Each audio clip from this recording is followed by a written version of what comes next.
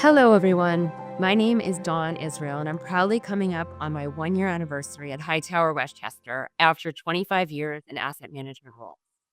Today, I'm going to be talking about 4 important financial topics that women should familiarize themselves with: budgeting, savings, and both life and health insurance. These topics will not only help you grow your wealth, but will also help you protect your wealth. Let's talk about budgeting. The first step is to understand your current financial situation.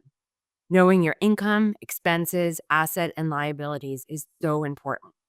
It is easy to know how much money you have coming in, but knowing how much you have going out can be more challenging. A great way to look at your expenses is to divide them into your needs and your wants. A basic rule of thumb is to allocate 50% of your budget towards needs and 30% towards wants. After you have your sources of income and your expenses, add them up to see where you're at. Are you spending more than you should in any area?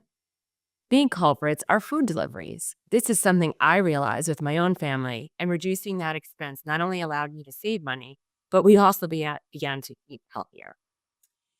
You should also consider upcoming expenses you might incur, such as the cost of the hot water heater that you know is on borrowed time, or potential caregiving for your parents.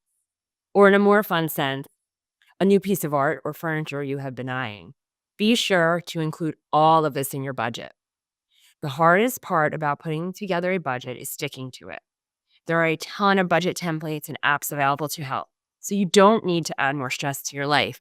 Just keep in mind that many of these tools overlook women's expenses, such as growing your family and our unique health concerns. So be sure to make adjustments based on your past healthcare expenses and future family plans.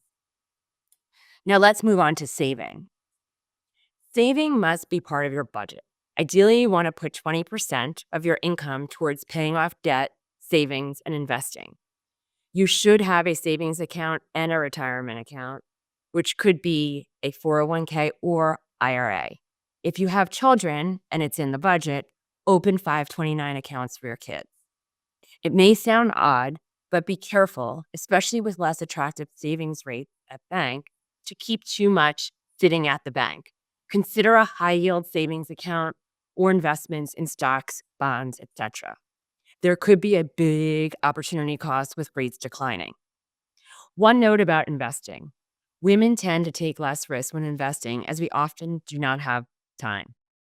Please always weigh out how much you ought to have in savings. General rule is several months of living expenses, and then invest in the long term with the rest. Now I want to touch on health insurance. Of course, we all need health insurance, however we can get it.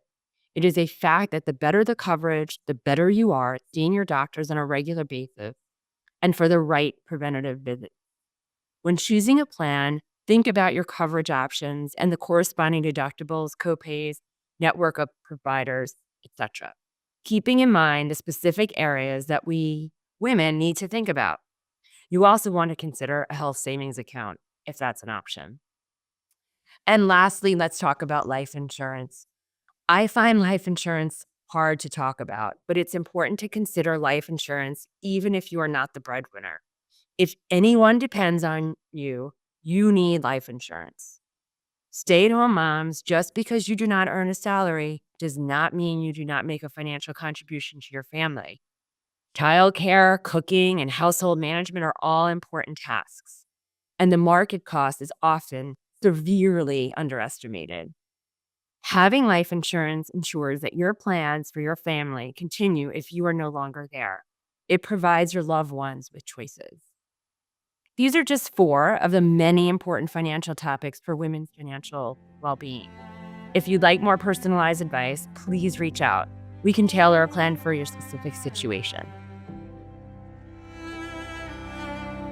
Hightower Westchester is a group of investment professionals registered with HighTower Securities LLC, member FINRA and SIPC, and with HighTower Advisors LLC, a registered investment advisor with the SEC. Securities are offered through HighTower Securities LLC. Advisory services are offered through HighTower Advisors LLC. This is not an offer to buy or sell securities. No investment process is free of risk, and there is no guarantee that the investment process or the investment opportunities referenced herein will be profitable. Past performance is not indicative of current or future performance and is not a guarantee. The investment opportunities referenced herein may not be suitable for all investors. All data and information referenced herein are from sources believed to be reliable. Any opinions, news, research, analyses, prices, or other information contained in this research is provided as a general market commentary. It does not constitute investment advice. Hightower Westchester and Hightower shall not in any way be liable for claims and make no expressed or implied representations or warranties as to the accuracy or completeness of the data and other information, or for statements or errors contained in or omissions from the obtained data and information referenced herein. The data and information are provided as of the date referenced. Such data and information are subject to change without notice. This podcast was created for informational purposes only. The opinions expressed are solely those of Hightower Westchester and do not represent those of HighTower Advisors LLC or any of its affiliates. HighTower Advisors do not provide tax or legal advice. This material was not intended or written to be used or presented to any entity as tax advice or tax information. Tax laws vary based on the client's individual circumstances and can change at any time without notice. Clients are urged to consult their tax or legal advisor before establishing a retirement plan.